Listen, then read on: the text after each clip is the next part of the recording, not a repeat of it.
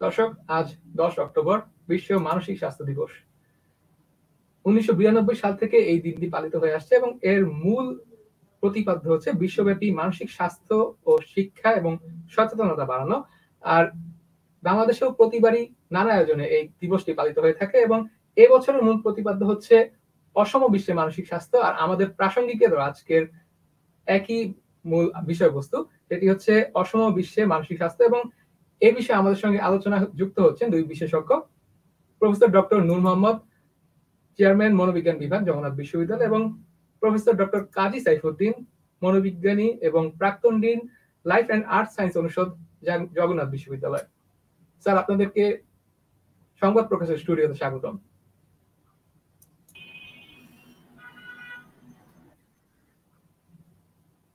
Sir, কেমন আছেন? হ্যাঁ, ভালো আছি।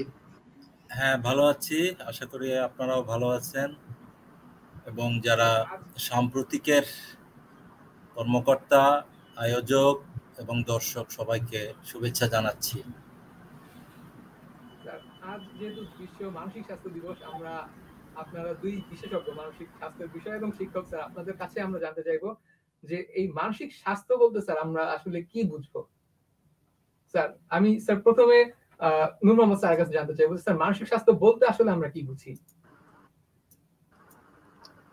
ধন্যবাদ।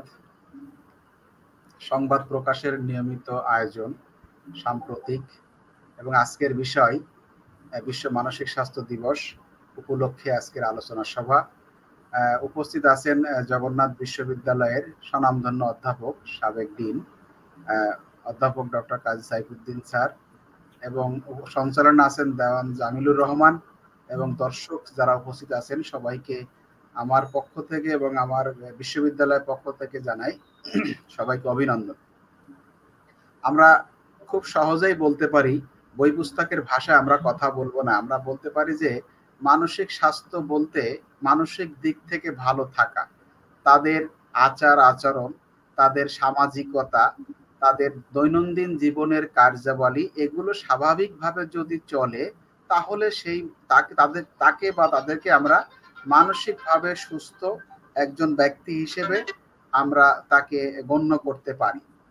এবং তার যে প্রত্যেক দিনের যে কার্যাবলী, যেমন আমরা এখানে কথা বলছি বা আমরা যে সামাজিকতা বজায় রাখি, বিভিন্ন ক্ষেত্রে যে আমাদের ওয়ার্কিং প্লেসে যে কার্যকলাপগুলো করি, সেটি সবার কাছে যদি মনে হয় না স্বাভাবিকভাবে সে কাজগুলো করে, তখন সেটা হলো তার বাহ্যিক কিছু আচরণ দেখে সেই সমস্ত কিছু বিষয় থাকে আমরা বুঝতে পারি এবং সে স্বাভাবিক হিসেবে তাকে গণ্য করা যেতে পারে।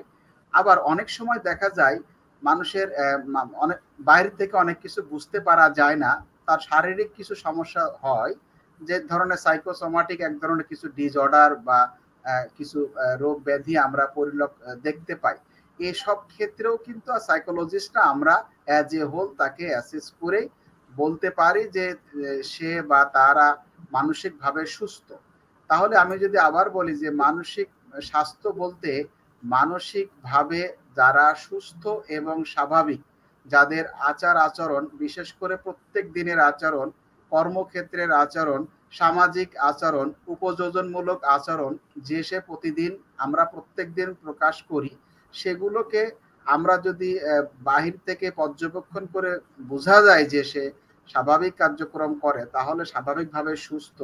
আর আরেকটি বিষয় বললাম যে তাদের শারীরিক সুস্থতা যে সমস্ত মানসিক কারণে হয়, সেগুলো যদি আমরা এবং সাইকিয়াট্রিস্টরা মিলে যদি অ্যাসেস করে বোঝা যায় যে না শারীরিক কিছু সমস্যা আছে, তাহলেও সেটি যদি মানসিক কারণে হয়, তাহলে সেগুলোকে কিন্তু আমরা মানসিক দিক থেকে সেই ব্যক্তি বা ব্যক্তিবর্গ তারা মানসিকভাবে সুস্থ নয়।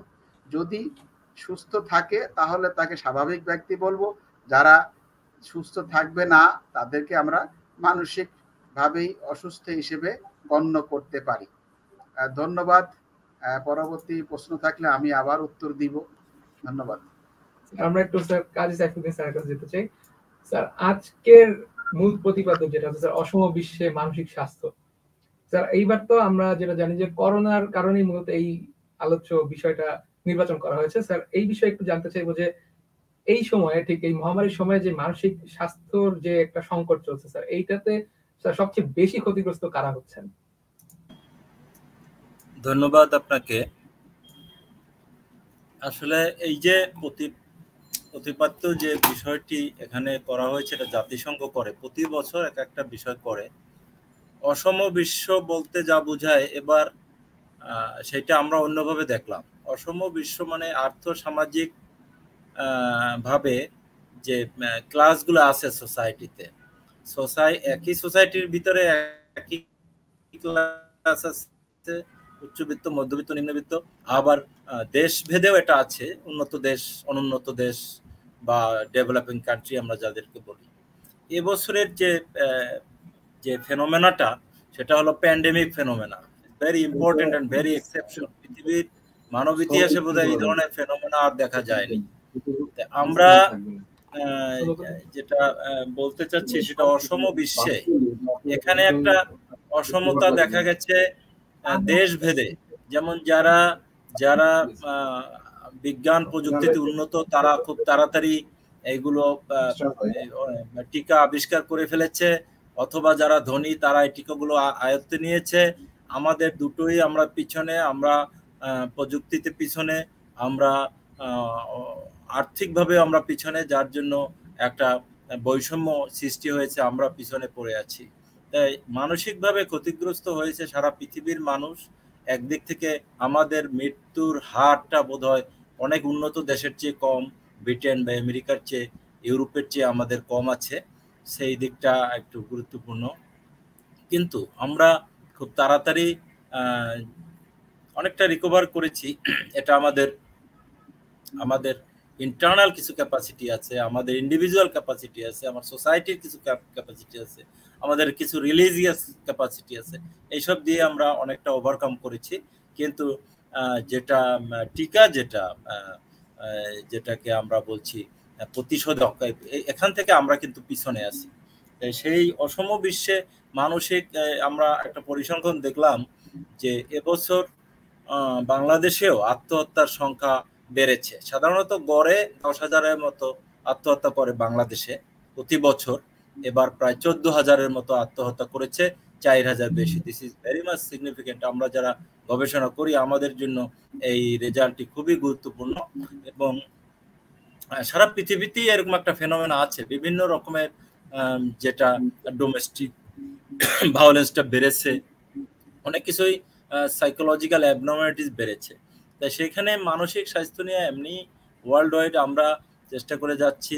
আমরা ডেভেলপিং কান্ট্রি, আমাদের সক্ষমতা সীমিত, এবং আমরা তারপরেও আমরা যারা মনোবিজ্ঞানের বিষয়ে গবেষণা করি বা আমরা সমাজে মনোবিজ্ঞানের জ্ঞানকে ছড়িয়ে দিতে চাই, কয়েকটি বিশ্ববিদ্যালয়, ঢাকা বিশ্ববিদ্যালয়, জগন্নাথ বিশ্ববিদ্যালয়, রাজশাহী, চিটাগাং, মেইনলি 4টি বিশ্ববিদ্যালয় এবং জাতীয় বিশ্ববিদ্যালয়ের কিছু কলেজ, এবং গোপালগঞ্জ বিশ্ববিদ্যালয় সম্প্রতি খুলেছে।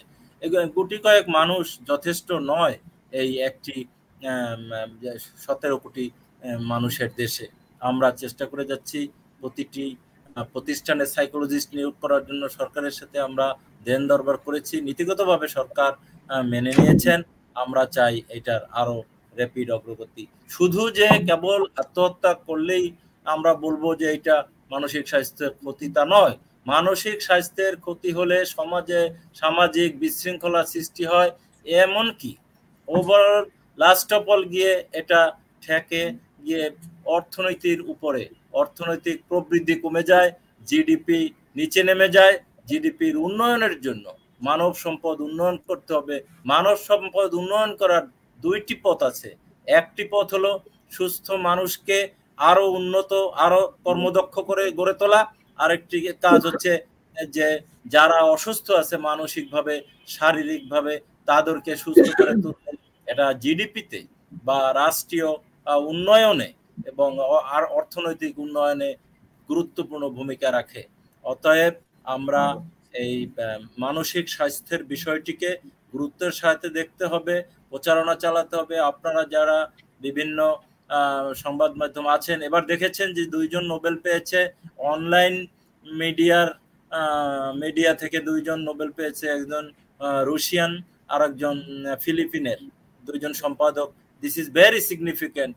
এবং সময় এসছে সাংবাদিকতাকে গুরুত্ব দেওয়ার, সময় এসছে এইটাকে সুন্দরভাবে আমাদের ন্যাশনাল ইন্টারেস্ট এবং গ্লোবাল ইন্টারেস্টকে, ইন্টারেস্ট ফর দ্য হিউম্যানিটি হিসাবে এইটাকে বিবেচনা করার এবং মূল্যায়ন করার সময় এসছে।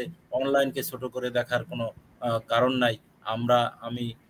আমি ধন্যবাদ জানাচ্ছি আজকে যারা আয়োজন করেছেন, আপনারা আরো করবেন। আমরা হাত বাড়িয়েছি। আমরা একটি সুন্দর সমাজ চাই যেখানে হানাহানি থাকবে না, বৈষম্য থাকতে পারে কিন্তু সেইটি থাকবে গ্রহণযোগ্য মাত্রার মধ্যে, এবং মানসিক স্বাস্থ্য সুন্দর থাকলে সমাজ সুন্দর থাকবে। সমাজ সুন্দর থাকলে সেইটা আর্থিক বা অর্থনৈতিক উন্নয়নে বিশেষ ভূমিকা রাখবে। এটাই আমাদের প্রচেষ্টা। কথার সূত্র ধরে স্যার একটু নূর মোহাম্মদ স্যারের কাছে ফিরতে চাই। স্যার কাজী সাইফুদ্দিন স্যার যেটা বলছিলেন যে বিশ্ববিদ্যালয়গুলো খুলে গিয়েছে, শিক্ষার্থীরা আবারও তাদের শিক্ষা কার্যক্রমে ফিরে আসতে শুরু করেছে। স্যার আমি একটু স্যার আপনার কাছে জানতে চাইবো, নূর মোহাম্মদ স্যারের কাছে, যে স্যার শিক্ষার্থীদের ক্ষেত্রে স্যার এই করোনার সময়ে মানসিক সমস্যাটা আসলে কি রূপ দেখা দিয়েছে, আর স্যার একসঙ্গে স্যার শিক্ষকদের ক্ষেত্রে, কারণ আমরা জানি যে দীর্ঘ সময় তারা শিক্ষাঙ্গন থেকে দূরে ছিলেন এবং অনলাইন ক্লাসে তাদের মূল কার্যক্রমটা চালাতে হয়েছে। স্যার এক্ষেত্রে স্যার কি ধরনের মানসিক সংকট বা চাপের মুখোমুখি হয়েছিলেন তারা, আর স্যার এই অবস্থা থেকে তারা কি আসলেও এখন কাটিয়ে উঠতে পারছে কিনা, বা তাদের কি ধরনের সহযোগিতা প্রয়োজন এই মুহূর্তে? ধন্যবাদ, ভালো একটা প্রশ্ন এবং শিক্ষা রিলেটেড। এটি সত্য কথা। আমি মনে করি যে প্রত্যেকটা মানুষ, শিক্ষার্থীরাও মানুষ, আমিও মানুষ, আপনিও মানুষ, এবং যারা শুনছে আজকের প্রোগ্রাম তারাও মানুষ। তা প্রত্যেকের তো কিছু উদ্দেশ্য, লক্ষ্য উদ্দেশ্য থাকে জীবনের, এবং সেটি তাদের বয়স অনুযায়ী সেট করে। ছাত্ররা যারা বিশ্ববিদ্যালয় পর্যায়ে ছাত্র, তাদের তো একটা লক্ষ্য উদ্দেশ্য ছিল যে চাকরি করবে, ব্যবসা করবে, একটা ডিগ্রি নিয়ে চাকরি ব্যবসা করবে। আমি যদি পাবলিক বিশ্ববিদ্যালয়ের কথা বলি সেটাই বলছি। পাবলিক বিশ্ববিদ্যালয় ক্ষেত্রে ছেলেদেরকে যারা, এর আগেও আমি অতীতে বিভিন্ন প্রোগ্রামে বলেছি যে ছোট বাচ্চাদের primary school, high school, college, university পর্যায়ের যারা শেষের দিকে আছে, যারা ফোর্থ ইয়ার মাস্টার্সের দিকে, তারা কিন্তু বেশ হতাশ। কেন হতাশ? এর কারণ হলো তারা পাশ করে চাকরি করতে চেয়েছিল, অথবা বিশেষ করে মেয়েরা সংসার জগতে যাওয়া, চাকরি করা, দুটা তাদের একটা ইচ্ছা থাকে, বাবা মারও ইচ্ছা থাকে, সেগুলো করতে চেয়েছিল। 18 মাস এই বন্ধ থাকার কারণে তাদের এই যে আশা এবং প্রত্যাশা যেগুলো ছিল সেগুলো কিন্তু একটা বাধা পড়ে যায়, বড় ধরনের বাধার সম্মুখীন হয় কোভিড-19 কারণে। এই বাধা হওয়ার ফলে তাদের আচরণে কিন্তু বেশ পরিবর্তন হয়েছে, এবং তাদের আচরণে কিন্তু অস্বাভাবিকতা দেখা গেছে, এবং তাদের যে লক্ষ্য উদ্দেশ্য ফুলফিল করতে যখন পারে না, আমরা সাধারণত তারা সহ অন্যান্য মানুষ যখন পারে না, তখন কিন্তু তারা বিভিন্ন রকমের দেখা যায় যে অস্বাভাবিক আচরণ তাদের মধ্যে পরিলক্ষিত হয়। পরিবারে অ্যাডজাস্ট করতে পারে না, বাবা মার বিভিন্ন কথাবার্তা শুনে, সমাজে কথাবার্তা শুনে, যদিও তাদের কিছু করার থাকে না, তারপরে তখন করে কি, তারা বিভিন্ন রকমের এই ধরনের মনে করেন যে একটা অস্বাভাবিকতার যে যত রকমের সিমটম তাদের মধ্যে পরিলক্ষিত হয়। আমি বললাম যে এটি সাধারণত অনার্স ফাইনাল এবং মাস্টার্সের ছেলে মেয়েদের ক্ষেত্রে এটি কিন্তু দেখা দিয়েছে অলরেডি। আর আপনার বিশ্ববিদ্যালয়ের যে শিক্ষকদের কথা একটু বললেন, বিশ্ববিদ্যালয়ের বিভিন্ন পর্যায়ের শিক্ষকদের কথা বললেন। বিশ্ববিদ্যালয়ের শিক্ষকরা তো আপনি জানেন, পাবলিক বিশ্ববিদ্যালয়ের শিক্ষকদের একটা জব সিকিউরিটি আছে, তাদের গবেষণার জায়গা আছে, গবেষণা করে, পাবলিকেশন করে, বিভিন্ন রকমের কাজ করে। তারা মোটামুটি, আমার মনে হয়, আমি এখনো গবেষণা করতে পারি না, ডেটা নেই যেহেতু, তবে অনুমান ভিত্তিক অ্যাজ এ রিসার্চার বলতে পারি যে তাদের সাইকোলজিক্যাল হেলথ খুব যে একটা খারাপ তা নয়। বেশি খারাপ হয়েছে শিক্ষকদের মধ্যে, আমি যেটা মনে করি, যারা এমপিও এবং নন এমপিও, বিশেষ করে নন এমপিও যারা আছে, বিভিন্ন রকমের যে বেসরকারি শিক্ষা প্রতিষ্ঠানগুলো আছে, সেগুলোর কিন্তু ডেটা আসছে, সেগুলো দেখা যায় সেই সমস্ত শিক্ষকরা মানসিকভাবে বিপর্যস্ত। এখন এগুলো ক্রাইটেরিয়াটা কি মানসিকভাবে বিপর্যস্ত, এই কথাটা আমরা বলি কিসের ভিত্তিতে? এটা বলা খুব সহজ, যে ওই যে আগে আমি মানসিক স্বাস্থ্যের সংজ্ঞা বললাম, যে দেখা যায় তার উপযোজন ক্ষমতা কমে যায়, তার দেখা যায় যে সামাজিকতা কমে যায়, তার দেখা যায় যে বাসার মধ্যে, পরিবারের মধ্যে তার মানে সবসময় একটা পারিবারিক কলহ লেগেই থাকে। বাচ্চাদের সাথে তাদের আগে যে পরিমাণ খরচ করতো, যে পরিমাণ টাকা পয়সা দিয়ে বাচ্চাদেরকে আদর সোহাগ দিয়ে মানুষ করতে পারতো, নিজেও বিভিন্ন সময় বিভিন্ন জায়গায় বেরিয়ে তাদের সাইকোলজিক্যাল এবং ফিজিওলজিক্যাল যতগুলা ডিমান্ড ছিল সেগুলো ফুলফিল করতে পারতো, এখন সেটা পারে না এবং পারেও নাই। সত্য কথা, তারা দেখা যায় চায়ের দোকানে দোকান দিতে হয়েছে, অথবা আমরা ফেসবুক লাইভে দেখেছি, বিভিন্ন পত্রিকায় দেখেছি কেউ ডাব বিক্রি করছে, অনেক রকমের কাজ করছে। কারণ কি, পেটের দায়, কি করবে? এখন তো আগে বেতন ছিল, টিউশনি ছিল, শিক্ষকরাও টিউশনি করতেন, বিভিন্ন ব্যাচ আকারে হোক, বিভিন্ন ভাবে হোক, এগুলো করতেন। তখন দেখা যায় তাদের আসলে মানসিক অবস্থা ভালো ছিল না। তাহলে শিক্ষকদের মধ্যে বলতে আমরা স্পষ্ট করে বলতে পারি, নন এমপিও যে সমস্ত শিক্ষক, বিভিন্ন রকমের বেসরকারি শিক্ষা প্রতিষ্ঠান, ইভেন প্রাইভেট বিশ্ববিদ্যালয়ের শিক্ষকদেরও কিন্তু এরকম অনেক সমস্যা দেখা দিয়েছে, সেটাও কিন্তু গবেষণা চলে আসছে। আর সরকারি পর্যায়ের যারা আমরা পাবলিক বিশ্ববিদ্যালয়ের শিক্ষক আছি, তাদের ওইরকম একটা সমস্যা আমার মনে হয়নি। তা এটা এখান থেকে ওভারকাম করার একটা বুদ্ধি হলো যে, এই যারা মাস্টার্স লেভেলে আছে, এই যারা আপনার অনার্স লেভেলে আছে বা এক্সিস্টিং যে লেভেলে আছে না কেন, প্রত্যেকের এই সাইকোলজিক্যাল কন্ডিশনটাকে ভালো রাখার জন্য বা তাদের যে লক্ষ্য উদ্দেশ্য যেটা তারা ভর্তি হয়ে যেভাবে সেট করেছিল, সেটি উত্তরণের জন্য বোথ পার্টিজ, অর্থাৎ এখানে শিক্ষক, এখানে বিশ্ববিদ্যালয় প্রশাসন, এখানে সরকার, এখানে আপনার গার্জিয়ান এবং দাতা সংস্থা, বিভিন্ন রকমের সামাজিক সংগঠন, এরা সবাই কিন্তু যুগপৎভাবে সাহায্য সহযোগিতার মধ্যে এগিয়ে আসতে হবে। অর্থাৎ যেটা সাইফুদ্দিন স্যার বললেন যে সবাইকে মানসিকভাবে সুস্থ রেখে ইকোনমিক্যাল গ্রোথ যে দেশের, সেখানে তারা কন্ট্রিবিউট করতে পারে। তাহলে কি করতে হবে? সাইকোলজিস্ট থাকবে, নিয়োগ দেওয়া হবে, বিশ্ববিদ্যালয় পর্যায়ে দেওয়া হচ্ছে, স্কুল কলেজ পর্যায়ে এটা নিয়োগ দিয়ে তাদের মানসিক যে চাপগুলো কিভাবে ওভারকাম করতে পারবে সেরকম কিছু টেকনিক তাদের শেখাতে হবে। বাস্তব সত্য মেনে নিয়ে নতুন ভাবে আবারও আপনার লক্ষ্য উদ্দেশ্যকে সেট করে তাদেরকে এগিয়ে যাওয়ার জন্য উদ্বুদ্ধ করতে হবে। শুধুমাত্র সাইকোলজিস্ট দ্বারাই যে সম্ভব তা নয়, আপনি, আমরা প্রত্যেকেই এগিয়ে আসতে পারি। কিভাবে এগিয়ে আসতে পারি? সরকার কিন্তু জব মার্কেট তৈরি করতে পারে। সরকার বলতে পারে যে এই সমস্ত যে ছেলেমেয়েরা যারা 18 মাস বঞ্চিত, তারা তাদের বিশেষ করে শিক্ষার ক্ষেত্রে এবং তাদের সার্টিফিকেট অর্জনের ক্ষেত্রে সেই সমস্ত ছেলে মেয়েদেরকে কিন্তু তাড়াতাড়ি যাতে জব পায় সেই ব্যবস্থা করা যেতে পারে, এবং সেগুলো করলে একটা সমাধান হতে পারে। আবার আমরা বিশ্ববিদ্যালয়ের শিক্ষক, আমাদের একটা দায়িত্ব আছে। যারা বিশ্ববিদ্যালয় লেভেলের যে কলেজ, জাতীয় বিশ্ববিদ্যালয়ের শিক্ষকদের একটা দায়িত্ব আছে। কি দায়িত্ব আছে? দায়িত্ব হলো পরীক্ষাগুলো দ্রুত নেওয়া এবং দ্রুত খাতাপত্র দেখে তাড়াতাড়ি রেজাল্ট দেওয়া। আপনারা জেনে আনন্দিত হবেন, আমি ঢাকা বিশ্ববিদ্যালয়ে দেখেছি একটা নতুন পলিসি তারা তৈরি করেছেন, যে 1 বছরের ইয়ার ছিল, ওখানে 1 ইয়ার, বিভিন্ন সব ডিপার্টমেন্টে কিন্তু সেমিস্টার নাই, কিছু কিছু ডিপার্টমেন্টে ইয়ার সিস্টেম আছে। তো সেক্ষেত্রে করেছে কি, তারা 8 মাসে বছর করেছে। এবং দেখা যায় যে এই যে যদি আমরা আমাদের সময় লাগবে 2 থেকে 3 বছরের মধ্যে, এই যে 18 মাস, সেই 18 মাসের মধ্যে মিনিমাম 12, 14, 15 মাস যদি আমরা করতে পারি, এটা তাড়াতাড়ি বের করে দিতে পারি, সেটা দেখা যাবে তারা খুশি হবে। এই যে খুশি হওয়াটা, এই যে স্যারদের প্রতি ভালো লাগাটা, এটা কিন্তু মানসিক স্বাস্থ্যকে ভালো রাখবে, এটি কথা সত্য।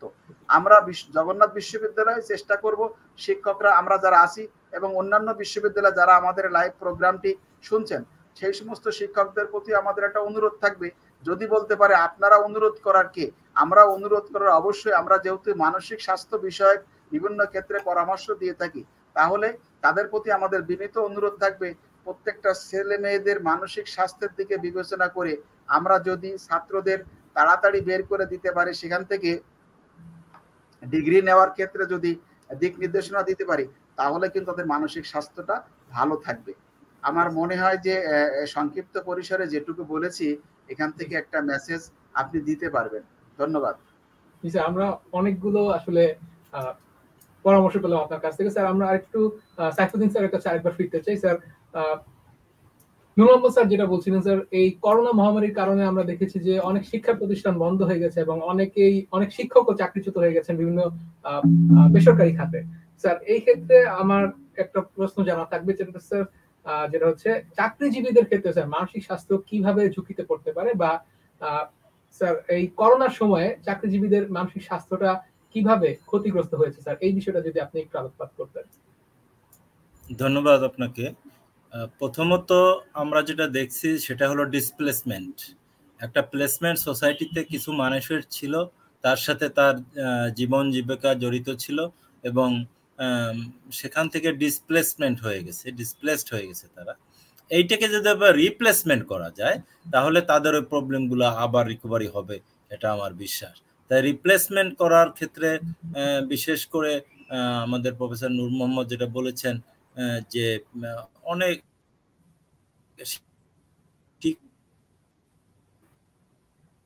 শিক্ষকরা বেশি ক্ষতিগ্রস্ত হচ্ছে সোসাইটি। শিক্ষক সরকারি সরকারি যারা আছে তারা বেতন পেয়েছে, তাদের প্লেসমেন্টটা স্টেবল ছিল, আর যারা বেসরকারি ছিল তারা কিন্তু চলে গেছেন, তারা কিন্তু এই পেশায় নেই। এবং এমন শিক্ষকতা এমন একটা পেশা যে এখান থেকে অন্য পেশায় গিয়ে অ্যাডজাস্ট করাও খুব কঠিন। এটা একটা সাইকোলজিক্যালি তারা একটা বড় একটা ব্রেকডাউনে পড়ে যাবে, হ্যাঁ, এবং গিয়েছে অলরেডি। তাদেরকে যে প্রথম পদক্ষেপ হলো তাদেরকে ওই জায়গায় ফিরিয়ে আনা, এবং সেই জন্য যে পদক্ষেপগুলো নিতে হবে, বিশেষ করে ঢাকা শহরে বড় বড় শহরগুলোতে কেজি স্কুল, ছোট শহরে এখন কেজি স্কুল আছে, এখানকার শিক্ষকদের কথা কেউ বলছে না। যে রাষ্ট্র, আমাদের সমাজ বা রাষ্ট্র একটু শিক্ষকদের একটু ছোট করে বা একটু গুরুত্বহীন হিসেবে দেখে, এটা এই রাষ্ট্রের হয়তো একটু আমরা অতটা উন্নত হইতে পারি নাই বলে এটা আছে আমাদের। তাই সেইখান থেকে বের হইতে হবে এবং এখানে বিশেষ করে শিক্ষা মন্ত্রণালয়কে এখানে হাত দিতে হবে, তাকে এই রিয়েলাইজেশনটা তৈরি করতে হবে যে শিক্ষকদের ছাড়া শিক্ষা হয় না এবং তাদেরকে সেই রিপ্লেসমেন্টের জায়গায় নিয়ে আসতে হবে। এটা হলো প্রথম পদক্ষেপ। আর যারা আমরা যেটাকে বলি কিছু সাইকোলজিক্যাল প্রবলেম, আবার প্রবলেমটা যখন সিভিয়ার পর্যায়ে যায়, তখন প্যাথোলজি পর্যায়ে যায়, তখন সেটাকে আমরা ডিসঅর্ডার বলি। এই ডিসঅর্ডার যদি কেউ হয়ে থাকে তাহলে সে বা তাদেরকে অবশ্যই স্পেশালিস্ট যারা আছেন, কাউন্সিলর যারা আছেন, একেবারে লাইসেন্স প্রাপ্ত বা আই ডোন্ট নো যারা শিক্ষিত কাউন্সিলর আছে পেশাধারী, তাদের কাছে যেতে হবে। এখন কিন্তু কাউন্সিলিং বলতে ভুল ধারণা আছে, অনেকে মনে করে কাউন্সিলিং বোধহয় একটা একটা সাজেশন দেওয়া। এখন পুলিশেও শুনছি পুলিশ অফিসাররা নাকি কাউন্সিলিং করে, হ্যাঁ, অ্যাডভোকেটরা নাকি কাউন্সিলিং করে। No, that is not counselling, that is suggestion, হ্যাঁ, বা ডিসকাশন যাই বলেন। কাউন্সিলিংটা একটা প্রফেশনাল বিষয়, সাইকোলজিক্যাল কাউন্সিলিংটা, এবং প্রফেশনাল সাইকোলজিস্টটাই এটা পারে। এখানে কিছু টেকনিক্স আছে, আন্দাজে কিছু দিয়ে দিলেই হলো না, সেই জায়গায় তাদেরকে নিতে হবে, তাদের জন্য বিশেষ ব্যবস্থা নিতে হবে। এবং সেটা উদ্যোগটা আমার মনে হয় সরকার থেকে আসাই ভালো, এবং সেটা শিক্ষা মন্ত্রণালয়, স্বাস্থ্য মন্ত্রণালয় উভয়ের দায় এখানে আছে বলে আমি বিশ্বাস করি। স্যার এক্ষেত্রে একটু যুক্ত করতে চাই স্যার একটা বিষয়। স্যার আমরা যেহেতু চাকরিজীবীদের কথা আলাপ করছিলাম স্যার, নারী চাকরিজীবীদের স্যার কতটা ঝুঁকি এই করোনার মধ্যে তারা পড়েছেন স্যার, সেই বিষয়টা যদি একটু তুলে আনতেন স্যার তাহলে। হ্যাঁ, আপনি নারী শব্দটা বলেছেন, সেখানে আর একটা বিষয় জড়িত আছে। এবার আমরা দেখেছি যে দুইটা জায়গা আমরা দেখেছি, একটা হচ্ছে আগেই বলেছিলাম যে আত্মহত্যা বেড়ে গেছে, প্রায় 40% বেড়ে গেছে, হ্যাঁ, বেড়েছে এই 2000 সালের এই প্যান্ডেমিক সিচুয়েশনের ভিতরে। আর একটা হলো যে বাল্য বিবাহ, বিশেষ করে মেয়েদের বাল্য বিবাহ, হ্যাঁ, ছেলেদের না, মেয়ে শিশুদের বাল্য বিবাহ, যেটা আমাদের সরকার থেকে বেআইনি করা আছে, সেটা ব্যাপক হারে বেড়েছে, প্রায় দ্বিগুণ বেড়েছে। এটা কতগুলো স্টাডিতে দেখা গেছে যে দ্বিগুণ বেড়েছে। তাই এখানে এর কারণ হলো যে বাবা মারা মেয়ে শিশুকে বার্ডেন মনে করছে যে সেই আগের মতোই, যে এদেরকে টেনে কি লাভ হবে, এরকম একটা সিচুয়েশনে ইনকাম কমে গিয়েছে, চাকরি হারিয়েছে। আর যেটা আপনি বলেছেন মায়েদেরও তো ব্যাপার আছে, অনেক মায়েরা ইনকাম করে বিভিন্নভাবে, কোথাও কাজ করে, দরিদ্র মায়েরা ইনকাম করে, অথবা যারা একটু চাকরিজীবী আছেন ওনারাও ইনকাম করে, ওনারাও ওনাদের মেয়েদেরকে সাপোর্টটা দেয়, যে সেইটা এবার দিতে পারে নাই যারা চাকরি হারিয়েছে। প্রচুর মেয়েরা চাকরি করে এই কেজি স্কুলগুলোতে, তারা চাকরি হারিয়েছে, তার জন্য তারা সন্তানকে পড়াতে পারে নাই, সন্তানকে পড়াতে না পেরে মেয়েদেরকে আগে ভাগে বিয়ে দিয়ে দিয়েছে, এই জন্য বাল্য বিবাহ বেড়েছে। এটা একটা প্রবলেম হয়েছে। এই জায়গাগুলোকে ইন্টারভেন করতে হবে, অ্যাড্রেসিং করতে হবে গভর্নমেন্টকে, বিশেষভাবে কনসার্ন যে সমস্ত ডিপার্টমেন্টগুলো আছে তাদের সাথে এটা আলাপ করতে হবে। এবং আমি জানি না সরকার আসলে আমাদের যে সমস্যা হয়, সরকারটা আমাদেরকে কখনো এইভাবে সরকার ডেকেছেন কিনা কখনো কোনো ডিসকাশন করার জন্য। আমরা তো এক্সপার্ট, এখানে এক্সপার্ট, প্রত্যেকটা বিষয়ের এক্সপার্ট আছে, সেই আমাদের বিষয়গুলোতে কখনো ডেকেছেন কিনা। আমি অনেক সিনিয়র, আমার অনেক বয়স, আমি তো কোনোদিন দেখি নাই যে গভর্নমেন্ট আমাদের ডেকেছেন কিনা। হ্যাঁ, সেটা হেলথ মিনিস্ট্রি হোক বা এডুকেশন মিনিস্ট্রি হোক, আমি দেখিও নাই শুনিও নাই কোনোদিন। সব সরকার এত নলেজ কোথায় পায়? নলেজ কালেকশন আমরা করি, নলেজ ক্রিয়েটও আমরা করি, ইউনিভার্সিটিতে হয়। হ্যাঁ, তারা কি করে জানে? তারা যে নীতিমালা করে, এটা এখানে আমরা অসহায়ের মতো একটা ভূমিকা রাখি। এখানে সরকারকে অবশ্যই বিশ্ববিদ্যালয়কে সংযুক্ত করতে হবে, এবং যারা স্টেক হোল্ডার, যাদেরকে বলছি যে যারা ক্ষতিগ্রস্ত হয়েছে বলে আমরা অনুমান করছি, যারা গবেষণা করছে, আমরা গবেষণা করছি, তা এই জায়গাগুলো এদেরকে ইনভলভ করে, হ্যাঁ, একটা ওয়ার্কশপ করা উচিত। একটা না, সিরিজ অফ ওয়ার্কশপস এটা আপনাদের করতে হবে, গভর্নমেন্টকে করতে হবে, মন্ত্রণালয়কে করতে হবে। খালি মন্ত্রণালয় বলবে আর আমরা শুনবো সেটা না, আমরাও বলি মন্ত্রণালয়কে শুনতে হবে, সরকারকে শুনতে হবে। এটা যতক্ষণ পর্যন্ত না হবে ততক্ষণ পর্যন্ত আমরা আমাদের কাঙ্ক্ষিত লক্ষ্যে পৌঁছতে পারবো না। স্যার একটু নূর মোহাম্মদ স্যারের কাছে আবার ফিরতে চাই। স্যার আপনার কাছে স্যার এবার প্রশ্ন যেটা হচ্ছে, স্যার আমরা একটু ভিন্ন প্রসঙ্গে আসি। স্যার আমরা চাকরিজীবীদের কথা আলাপ করলাম বা অন্যান্য শিক্ষার্থীদের কথা আলাপ করলাম। স্যার শিশুদের ক্ষেত্রে স্যার মানসিক স্বাস্থ্যটা কতটা গুরুত্বপূর্ণ স্যার একটু যদি বলতেন। ধন্যবাদ। শিশুদের মানসিক স্বাস্থ্যের বিষয় তো আগেই উল্লেখ করলাম। শিশুদের ক্ষেত্রে আমরা যে বিষয়টি অবজার্ভ করি, যে তাদের যে দেখা যায় যে বর্তমান যে অবস্থা, তারা দেখতে পাচ্ছি যে তারা বেশি মাত্রায় টেকনোলজি নির্ভর হয়ে গেছে, এবং তাদের টেকনোলজির প্রতি তাদের একটা এক ধরনের অ্যাডিকশন যেটা বলে সেটি কিন্তু দেখা যাচ্ছে, এবং ফলশ্রুতিতে তাদের যে শারীরিক এবং মানসিক যে বিকাশ মারাত্মকভাবে ব্যাহত হচ্ছে। সরকার বিভিন্নভাবে চেষ্টা করেও, মনে হয় এখানে মাইক থেকে সাউন্ড আসতেছে, এটা একটু নিয়ন্ত্রণ করা যেতে পারে মনে হয়। বিভিন্নভাবে সরকার বিভিন্নভাবে পত্রিকায়, বিভিন্ন জায়গায়, মিডিয়াতে বলে, কিন্তু আসলে আলটিমেটলি কাজ সেভাবে হয় না, বাস্তবায়নটা হয় না। যেটা সাইফুদ্দিন স্যার বললেন যে আমাদের বিশেষজ্ঞ যারা আমরা আছি তাদেরকে কাছ থেকে পরামর্শ নেওয়া হয় না, সেরকম একটা নমুনা কিন্তু আমরা দেখতে পাই না। সেক্ষেত্রে যদি আমরা টিম করি, আমি বিভিন্ন জায়গায় বলেছি যে এই টিম যদি করে, তারা যদি সমন্বিতভাবে একটা পরামর্শ দিয়ে থাকে, তাহলে বাচ্চাদের মানসিক স্বাস্থ্যটা নিশ্চিত করা যায়। মানসিক স্বাস্থ্য খারাপ সেটা আমরা বুঝতে পারি সহজেই।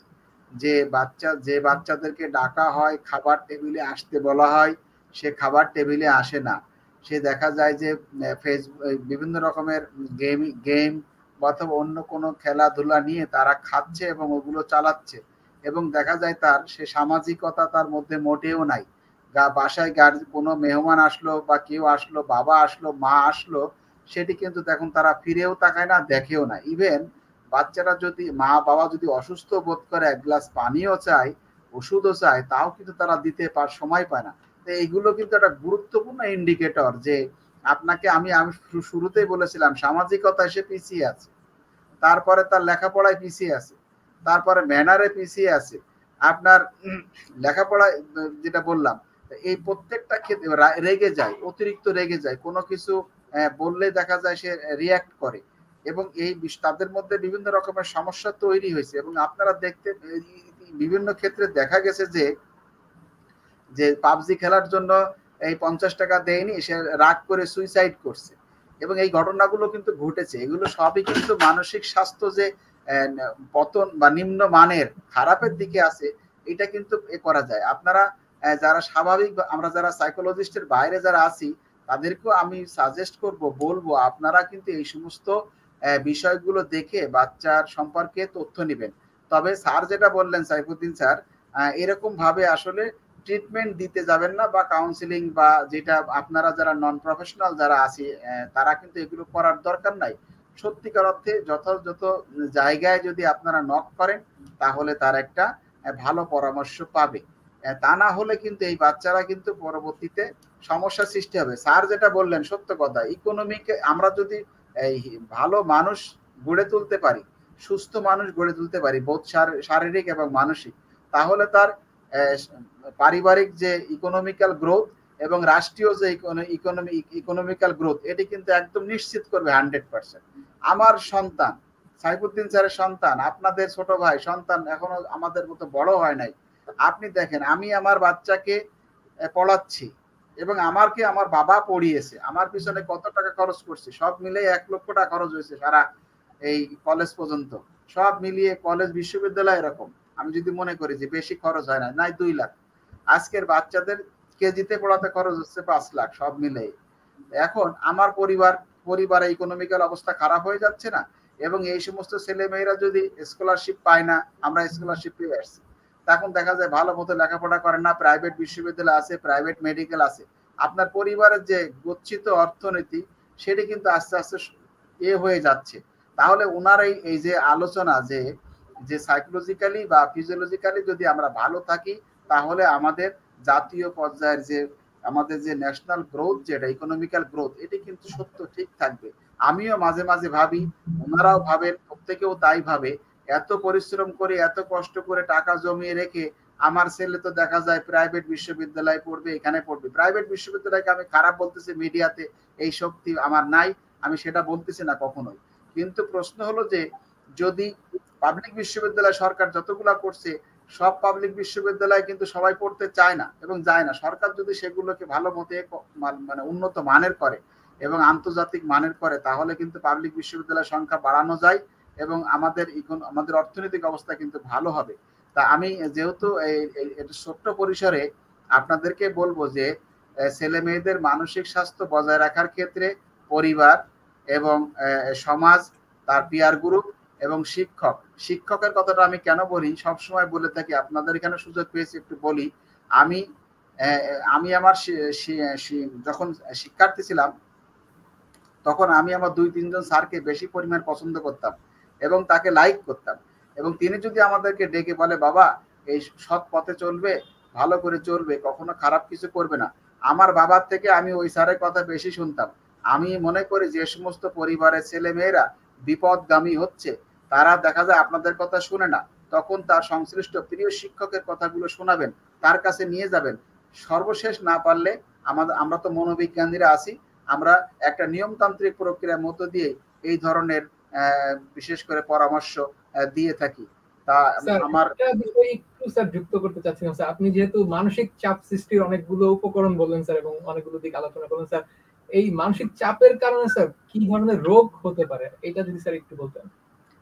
আমার মনে হয় যে এটি আমার সাইফুদ্দিন স্যার একটু বলুক, ওনার এই বিষয়ে একটা বই আছে মনে হয় যে উনি লিখেছেন। আমরা একটা সাইফুদ্দিন স্যারের কাছে ফেরত আসি।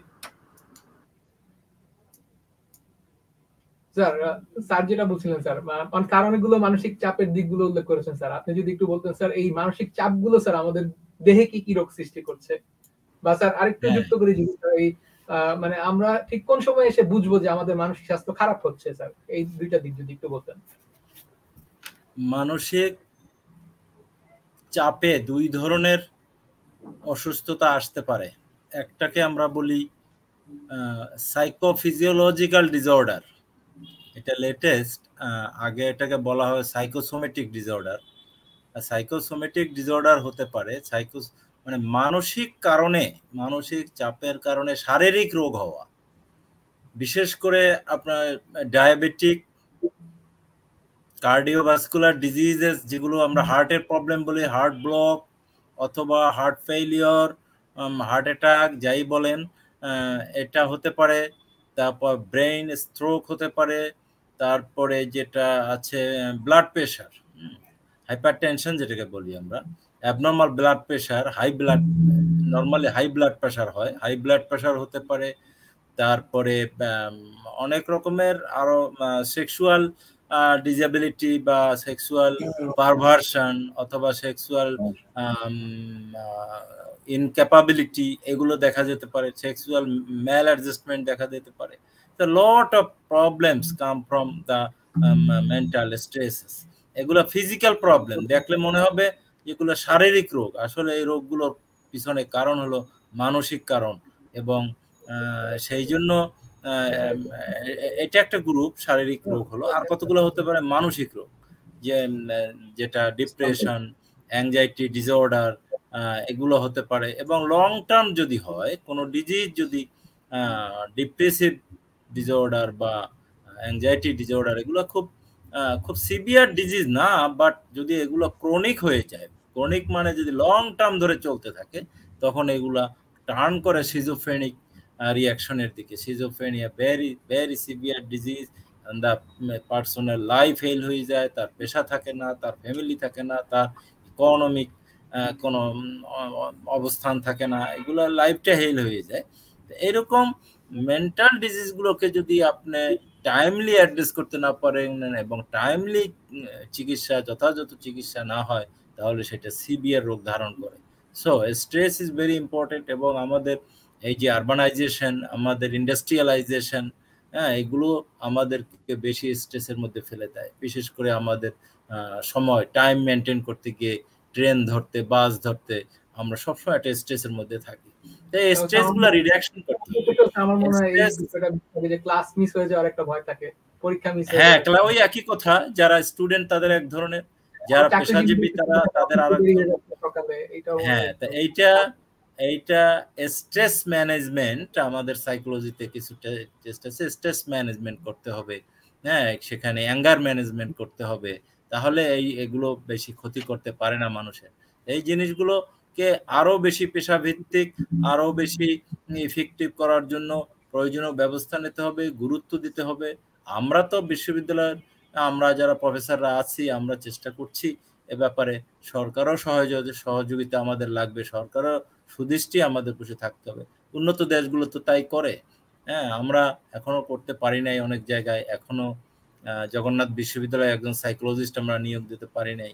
আমাদের বড় বড় যে কলেজগুলো আছে, ইডেন কলেজ অনেক বড়, মেয়েদের প্রবলেম অনেক বেশি, যেহেতু মেয়েরা তাদের অনেক প্রবলেমকে লুকায় এই সোসাইটিতে, প্রকাশ করে না। ছেলেরা একটা প্রকাশ করে। আপনি যদি ইডেন কলেজ অনেক বড় একটা মেয়েদের কলেজ, বদরুন্নেসা কলেজ, এই কলেজগুলোতে আপনি কাউন্সিলর নিয়োগ দেন, দেখবেন তার রিয়াকশন অন্যরকম। হ্যাঁ, খালি আত্মহত্যা করলেই আপনি সেটাকে দেখবেন যে আত্মহত্যা করে ফেলছে। মানুষদের তিলে তিলে ধ্বংস হয়ে যাচ্ছে মানসিক ভাবে, সেটা কেউ দেখে না, বাবা মাও বোঝে না। একটু স্যার যুক্ত করতে চাচ্ছিলাম, যে আমরা একেবারে শেষ পর্যায়ে চলে এসেছি যদিও। আমরা স্যার একটু জানতে চাইবো যে এই যে আপনি যেটা বলছিলেন যে মানসিক স্বাস্থ্য তিলে তিলে খারাপ হয়ে যাচ্ছে, স্যার আমরা আসলে কি লক্ষণ দেখে বুঝতে পারবো যে কারো মানসিক স্বাস্থ্য খারাপ হচ্ছে, বা স্যার চিকিৎসকের শরণাপন্ন হতে হবে তাকে, বা স্যার এটা কি দেখে বুঝবো যে কোন মুহূর্তে আমার চিকিৎসকের কাছে যাওয়া উচিত বা একজন সাইকিয়াট্রিস্টের কাছে যাওয়া উচিত? হ্যাঁ, ডিসঅর্ডার তো আপনি নিজেও বুঝতে পারবেন। যেমন ঘুম হয় না, যেটা স্লিপিং ডিসঅর্ডার আছে, সেটা হতে পারে। ম্যাল অ্যাডজাস্টমেন্ট, মানুষের সাথে মিলতে পারে না, হ্যাঁ, ক্লাসে মিলতে পারে না, বন্ধুদের সাথে মেলামেশা করতে পারে না, অথবা ফ্যামিলির সাথে মেলামেশা করতে পারে না। তারপরে কতগুলো আছে ফিজিক্যাল প্রবলেম, যেটা আগেই বলেছি, ডায়াবেটিক হয়ে গেছে, বুক ধরপড় করে, তারপরে বিভিন্ন অ্যাবনর্মাল ব্লাড প্রেশার, হাইপারটেনশন যেটাকে আমরা বলি, ব্লাড প্রেশার হতে পারে। তারপর মাথায় ব্যথা হতে পারে, হেডেক, এটা হয়। বিভিন্ন সাইকোসেক্সুয়াল প্রবলেম তো লটস। এই যে আমাদের ফ্যামিলিগুলা ভেঙে যাচ্ছে, হ্যাঁ, ছেলে পক্ষ বলবে যে মেয়ের স্বভাব চরিত্র খারাপ, আর মেয়ে পক্ষ বলবে ছেলে যৌতুক চেয়েছে। এই কথাগুলো অনেক ক্ষেত্রেই মিথ্যা এবং সাজানো। অনেক ক্ষেত্রেই এটা সেক্সুয়াল ম্যাল অ্যাডজাস্টমেন্টের জন্য হচ্ছে, কেউ দেখার নাই, কারো কাছে সে বলতেও পারে না। আত্মীয় স্বজন, বন্ধু বান্ধবের কাছে বললে তারা ওটা পার্সোনালি নিয়ে নেয়, ওটা আরো জটিল রূপ ধারণ করে। এখানে পেশাজীবীদের হেল্পের দরকার আছে। হ্যাঁ, প্রচুর সেক্সুয়াল অ্যাবনর্মালিটিস আসছে এই স্ট্রেস থেকে, টেনশন থেকে, বিভিন্ন রকম আরবানাইজেশন, আমাদের খাওয়া দাওয়া ভালো না, আমাদের ব্যায়াম করা হচ্ছে না, রিক্সা একটা বড় সমস্যা। হ্যাঁ, সব মানুষই রিক্সায় উঠছে, সারা পৃথিবীর মানুষ রিক্সা ছাড়া চলছে। হ্যাঁ, মাইলের পর মাইল তারা হেঁটে যাচ্ছে বাস স্ট্যান্ডে, আর বাংলাদেশের মানুষ পারে না, রিক্সা উঠে বসে থাকে। It's a big problem, nobody address this problem, যে দিস ইজ হেলথ প্রবলেম হচ্ছে। হ্যাঁ, এটা কেউ বলছে না। সেই জায়গাগুলো সরকার নির্বিকার এই ব্যাপারে। রিক্সাকে সরিয়ে দিতে হবে, মানুষকে হাঁটতে হবে, ফিজিক্যাল মুভমেন্টের দরকার আছে, এক্সারসাইজের দরকার আছে, তা না হলে এই ধরনের প্রবলেম হবে। আপনার যার ডিজিজ সে তো বুঝেই, আর যারা আত্মহত্যা করে একদিনে করে না। আপনি দেখবেন যে অনেক নিউজ আমরা পেয়েছি, মা সন্তানকে জবাই করে দিয়েছে, 2 সন্তানকে। মা তার 2 সন্তানকে কেরোসিন ঢেলে আগুন লাগিয়ে পুড়িয়ে মেরেছে। বাবা তার সন্তানকে হত্যা করে পুকুরে ফেলে দিয়েছে। এই ঘটনাগুলো তো একটা দুইটা না, ফ্রিকুয়েন্টলি ঘটছে সোসাইটিতে। এই ঘটনা কিন্তু একদম ঘটে নাই। মা তার সন্তানকে একদিনে মারে নাই, হত্যা করে নাই, সে তার লক্ষণ প্রকাশ করে গেছে দীর্ঘদিন। ওই ফ্যামিলি বোঝে নাই, আত্মীয় স্বজন বুঝতে পারে নাই সেই লক্ষণগুলো। বুঝতে পারলে সেটাকে অ্যাড্রেস করা হতো, চিকিৎসা করলে হয়তো এত বড় দুর্ঘটনা ঘটতো না। স্যার আমরা একেবারে শেষ পর্যায়ে চলে এসেছি। স্যার আমরা শেষ করার আগে স্যার আপনার কাছে জানতে চাইবো, স্যার দর্শকদের উদ্দেশ্যে যদি আপনার কোনো পরামর্শ থাকে সাইফুদ্দিন স্যার। আমি আমার সবচেয়ে বড় আহ্বান জানাচ্ছি যে এই সাইকোলজিক্যাল বিষয়গুলোকে ছোট করে না দেখার, এবং অনেক কুসংস্কার ছড়ানো হচ্ছে বিভিন্নভাবে সমাজে, সেইগুলো থেকে বের হয়ে বিজ্ঞান ভিত্তিক একটি সমাজ গড়তে আমাদের ধর্ম কিন্তু অনেক কিছু আমাদের হেল্প করতে পারে। ধর্মের অপব্যাখ্যা না করে, হ্যাঁ, যদি সঠিক ব্যাখ্যা আমরা করতাম, আমাদের যেমন আত্মহত্যা মুসলমানরা কম করে, এটা সত্য কথা সারা পৃথিবীতে, কারণ তারা জানে যে আত্মহত্যা করা পাপ। এই যে ধর্মের সুন্দর সুন্দর বিষয়গুলোকে কিন্তু আমরা তুলে ধরতে পারছি না। আমাদের ধর্মের সুন্দর বিষয়গুলোকে তুলে ধরে বিজ্ঞানের সাথে আমরা মিলিয়ে আমরা যদি চলতে পারি, এবং সরকারের কাছে আমার আহ্বান যে সাইকোলজিকে আরো গুরুত্ব দেওয়ার সময় এসছে। এতদিন আমরা গরিব ছিলাম, দরিদ্র জাতি ছিলাম, এখন আমরা উন্নয়নশীল জাতি হিসাবে পদচারণা শুরু করেছি। অতএব এখানে আমাদের মানসিক বিষয়গুলোকে গুরুত্ব না দেওয়ার কোনো অবকাশ নেই। স্যার নূর মোহাম্মদ স্যারের কাছে একটু জানতে চাইবো স্যার, আজ যেহেতু বিশ্ব মানসিক স্বাস্থ্য দিবস, স্যার আজকের এই দিনে স্যার আপনি দর্শকদের জন্য কি বলবেন স্যার? ধন্যবাদ। দর্শকদের উদ্দেশ্যে আমি বলতে চাই যে মানসিক শারীরিক বিষয়ে যেমন আমরা খুবই সচেতন থাকি, মানসিক বিষয়ে আমরা কিন্তু কেউই সচেতন না।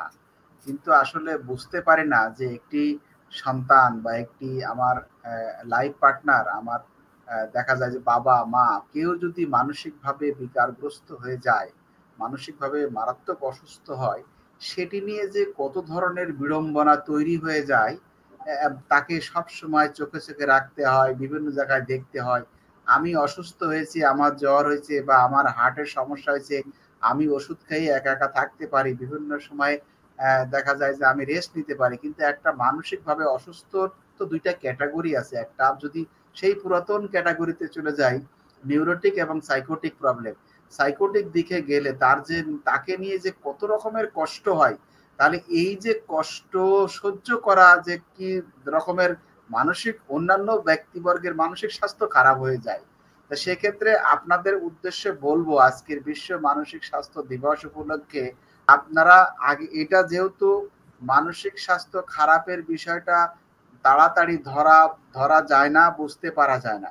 সুতরাং আমরা যদি আমাদের পরিবারের যারা সদস্য আছে তাদের দিকে খেয়াল রাখি, তাদের মানসিক স্বাস্থ্য কোন দিকে যাচ্ছে, এবং দীর্ঘদিন পরে এটি খারাপের দিকে যাবে যদি না সচেতন থাকি, তাহলে সেই দীর্ঘদিন খারাপের সচেতন না থাকলে খারাপ হলে সাফার হবে সবাই।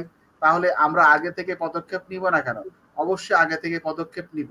কারণ আমরা জানি, দেখেন আপনি দেওয়ান জামিলুর রহমান এবং ডক্টর কাজী সাইফুদ্দিন স্যার, তাদের আচরণের একটা কনসিস্টেন্সি আছে।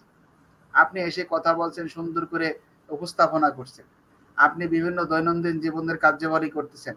আপনি যদি বিবাহিত হন তাহলে আপনার শ্বশুরবাড়ির পক্ষের লোকের সাথে উপযোজন করতেছেন বা অ্যাডজাস্ট করে চলতে পারতেছেন। আপনি কর্মক্ষেত্রে গিয়ে কাজ করতে পারতেছেন। আপনি কোথাও কিছু করতে পারবেন না, তার মানে আপনাকে নিয়ে একটা যন্ত্রণার মধ্যে পড়বে। তার মানে এই রকম সিচুয়েশন তৈরি হবে। এই সিচুয়েশন গুলোকে চিন্তা করে একটা মানুষের মানসিকভাবে কিভাবে ভালো রাখা যায় সেই কাজটা কিন্তু আমাদের করতে হবে, এবং আমাদের সবার সমর্থনে, সাপোর্টে, সবার সহযোগিতা এই কাজগুলো করতে হবে। আর আরেকটা কথা বলতে চাই, একটু আমি 1 মিনিট সময় নিচ্ছি।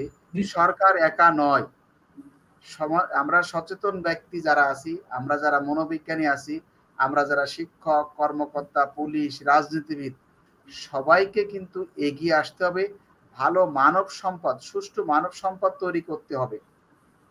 তবেই কিন্তু এই বাংলাদেশের যে সত্যিকারের যে বর্তমান সরকারের যে মিশন এবং ভিশন, সেটা কিন্তু কাঙ্ক্ষিত লক্ষ্যে পৌঁছাতে পারবে। তা বর্তমান সরকার যেহেতু এই কাঙ্ক্ষিত লক্ষ্যে পৌঁছাতে বদ্ধপরিকর, উন্নয়নের মহাসড়কে আজকে দেশ চলছে, আমি মনোবিজ্ঞান বিভাগের চেয়ারম্যান হিসেবে মনে করি যে এই মহাসড়কে ভালো মতো দেশ পরিচালনা করতে হলে অবশ্যই এই বাংলাদেশের 18 কোটি প্রায় মানুষ, এই 18 কোটি মানুষের মানসিক স্বাস্থ্যের বিষয়টা নিশ্চিত করতে হবে। তবেই কিন্তু সত্যিকারে কাঙ্ক্ষিত লক্ষ্যে পৌঁছাতে পারবো। তা না হলে আমাদের সেই লক্ষ্যে পৌঁছানো সম্ভব না। আমি আবারও সবাইকে মানসিক স্বাস্থ্যের বিষয়ে সচেতন হওয়ার জন্য বিশেষভাবে অনুরোধ করছি, এবং এই প্রোগ্রামটি দেখার পরে আপনারা বিভিন্ন বিষয়ে সবার সাথে আলোচনা করবেন, এই প্রত্যাশা, এই কামনায় আমি শেষ করছি। ধন্যবাদ স্যার। আমরা স্যার আশা করব আজকে আমাদের এই আলোচনার মাধ্যমে প্রায় মানসিক সমস্যা এবং মানসিক অবস্থার গুরুত্বপূর্ণ প্রায় সব বিষয়গুলো চলে এসেছে এবং এর প্রতিকারগুলো আমরা আলাপ করেছি স্যার, এবং আপনাদের কাছ থেকে আমরা বেশ কিছু গুরুত্বপূর্ণ পরামর্শ পেয়েছি স্যার। আমরা আশা করব এতে সবাই উপকৃত হবেন স্যার। আপনাদের দুজনকেই অশেষ ধন্যবাদ স্যার আপনাদের গুরুত্বপূর্ণ সময় দেওয়ার জন্য। ধন্যবাদ আপনাকেও। জি স্যার, ধন্যবাদ স্যার। আমরা স্যার বিদায় নিতে হচ্ছে স্যার আজকের মতো। আমরা স্যার দর্শকদের কাছ থেকে বিদায় নিয়ে নিচ্ছি।